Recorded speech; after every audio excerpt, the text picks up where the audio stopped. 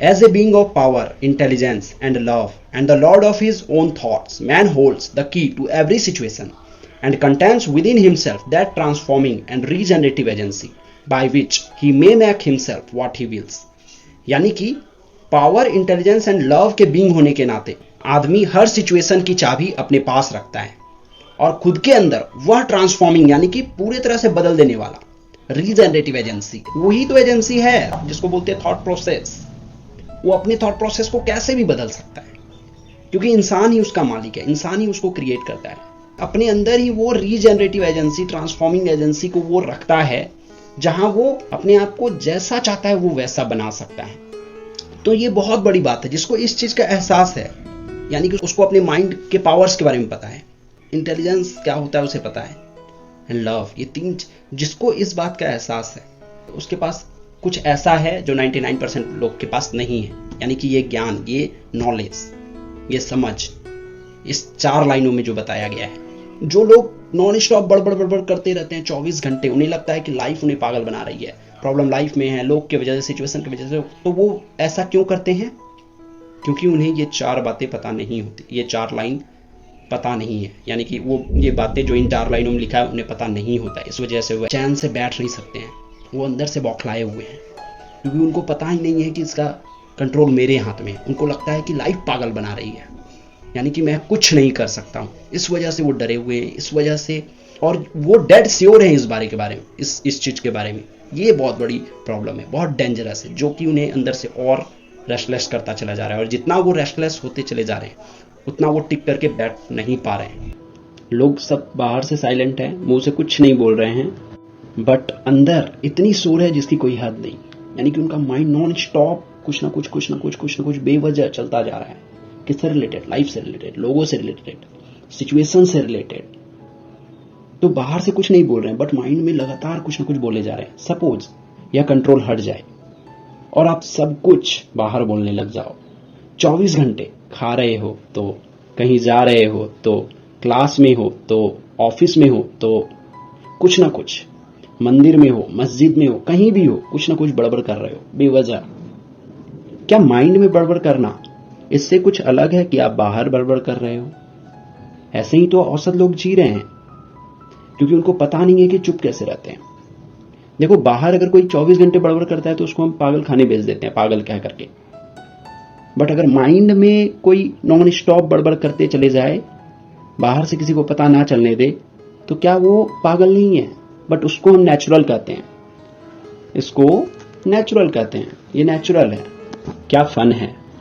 तो लोग दूसरों को पागल कहते हैं बट खुद को पागल नहीं कहते हैं।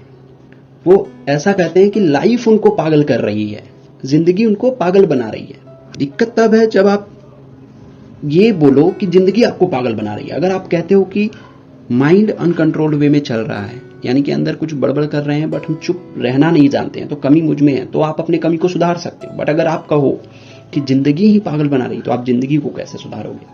देखो, जिंदगी किसी की भी आसान हो, मुश्किल हो, बहुत मुश्किल हो, इससे फर्क नहीं पड़ता। मुद्दे की बात यह है कि आपके पास कौन कौन से पावर हैं, आपका माइंड कितना पावरफुल है, आपके अंदर कितनी जबरदस्त शक्तियां हैं। क्या आप उससे अवगत हैं या नहीं है? क्या आपको उन शक्तियों के बारे में, क्या आपको अपने माइंड के शक्तियों के बारे में कुछ पता है या नहीं है? यही मुद्दे की बात है। वास्तव में जिंदगी आसान हो, मुश्किल हो, बहुत आसान हो, बहुत मुश्किल हो, इससे फर्क नहीं पड़ता है। इसका ठप्पाकरण तो माइंड करता है, इस आधार पर कि उसे कितना पता है अपनी शक्तियों के बारे में।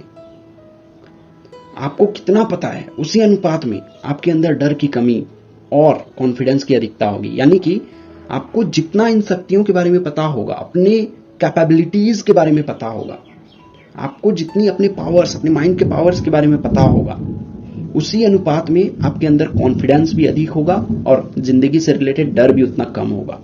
अगर आपको 100% सब चीज अच्छे से क्लैरिटी है, पता होने को ही क्लैरिटी कहते हैं, तो डर भी 0% होगा, साइकोलॉजिकल डर, और कॉन्फिडेंस भी 100% होगा। ओवर कॉन्फिडेंस नहीं, कॉन्फिडेंस। अब ये पता होना क्या होता है? देखो, इंफॉर्मेशन को माइंड में भर लेना और अपने करंट माइंडसेट के आधार पर एक कैटेगरी बना लेना और ऐसा कहना कि मैं ये जानता हूं और मुझे ये पता है, इसको पता होना नहीं कहते हैं। आपको लगता है कि आपको पता है, बट एक्चुअल में पता है या नहीं है। कोई भी चीज आपको तब तक पता नहीं जब तक आप उसको वैसे ना एक्सपीरियंस कर लो जैसे वह है। यहां इंपॉर्टेंट वर्ड है एक्सपीरियंस, यानी कि आपको साफ साफ दिख जाए और दिखने के तुरंत साथ ही आपके अंदर से आए नो डाउट एट ऑल, यानी कि 0% डाउट, 0% कंफ्यूजन, 1% कंफ्यूजन ना बचे, 1% डाउट ना बचे, तब कह सकते हैं कि आपको वह पता है। देखिए अभी किसी को भ्रम होता है कि उसको पता है, इसलिए क्योंकि उसको लगता है कि उसको पता है, उसको लगता है कि उसको पता है।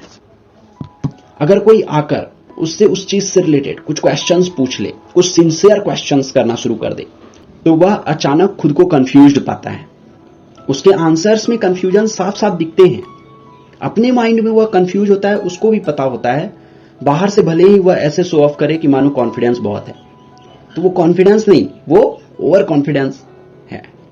वो शो ऑफ कर सकता है बट एक्चुअल में कॉन्फिडेंस नहीं है। अगर आपसे आपके एरिया में कोई लोकेशन है जहां के बारे में कोई पूछता है और आपको उसके बारे में अच्छे से पता है, कितने रास्ते कहां कहां से आप जा सकते हो, तो क्या आप उसको बता सकते हो उस चीज से रिलेटेड? और कोई भी कितना भी क्वेश्चन पूछे उस चीज से रिलेटेड, क्या आपके अंदर 1% भी डाउट होगा? आपको कितना भी गलत करने का कोशिश करे, क्या आपके अंदर कोई 1% भी डाउट बचेगा? थोड़ा सा भी कंफ्यूजन होगा? नहीं होगा। इसको कहते हैं पता होना। तो एक्सपीरियंस करने पर ध्यान देना है, चीजों को भरना नहीं है, एक्सपीरियंस करना है। तो वापस इस बात पर आते हैं कि अगर आज आपको आपकी जिंदगी बहुत मुश्किल लग रही है तो समझ जाओ यह इस बात का संकेत है कि आपको अपनी शक्तियों के बारे में उतना पता नहीं है। अगर आप बोलते हो बहुत मुश्किल है तो समझो कि बहुत कुछ पता नहीं है।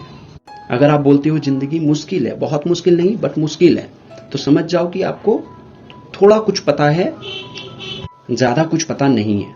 और अगर आप कहते हो आसान है तो समझो कि आपको बहुत कुछ पता है। लेकिन आप कहते हो बहुत आसान है तो समझो आपको उतना ही ज्यादा पता है। तो इस एस्पेक्ट ऑफ लाइफ में, यानी कि अपने माइंड में आपका 100% कंट्रोल है। इसी पता होने को ज्ञान कहते हैं। किस चीज का ज्ञान? माइंड का ज्ञान, जिंदगी से रिलेटेड ज्ञान, अपनी शक्तियों का ज्ञान। आपको जैसे जैसे ये ज्ञान होने लग जाता है, जैसे जैसे ये एहसास बढ़ने लग जाता है, आपके लिए जिंदगी उतनी ही आसान होती चली जाती है।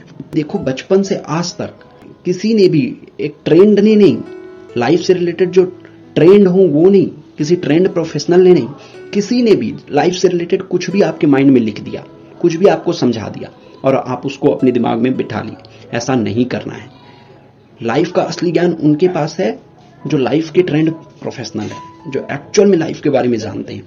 तो पहले तो किसी से भी लाइफ के बारे में कुछ नहीं सीखना है, उनसे सीखना है जो एक्चुअल में लाइफ का ज्ञान रखते हैं। और दूसरा, उनके भी बातों को एक्सपीरियंस करना है, यानी कि बिल्कुल अपने माइंडसेट को छोड़ करके और समझने का और उस बात को पूरी तरह से समझने का कोशिश करना है।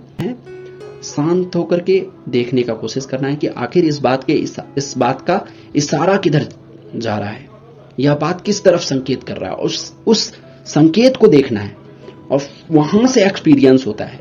अभी जो मैं बोल रहा हूं ये सब आप एज इट इज देख सकते हो जब आप शांत होकर के बैठो। तो पहला चीज तो यही है कि आप शांत होकर के बैठो।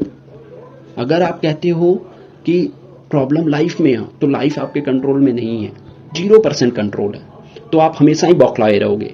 इसीलिए रेस्टलेसनेस होती है और आप शांत से चैन से बैठ ही नहीं सकते हो, क्योंकि आपको अंदर से पता ही नहीं है कि ये कंट्रोल आपके हाथ में है। लेकिन अगर आपको ये पता है, लेकिन अगर आप ये कहते हो कि सारा का सारा प्रॉब्लम माइंड में कमी है, मेरे में कमी है, मुझे बहुत कुछ पता नहीं है, तो पूरा कंट्रोल आपके हाथ में है। आप चाहो तो कितना भी समझ सकते हो। अगर आपको इतना सा बात पता है कि 100% कंट्रोल आपके हाथ में है, तो आपको कुछ नहीं करना होगा। आप ऑटोमेटिकली शांत हो जाओगे और शांत होकर के बैठ करके सुनोगे किसी को भी। ये बहुत बड़ी क्वालिटी होती है। एक चीज जो बहुत जरूरी है वो यही है कि आप शांत होकर के टिक करके बैठो। Wish you all the very best. Thank you so much.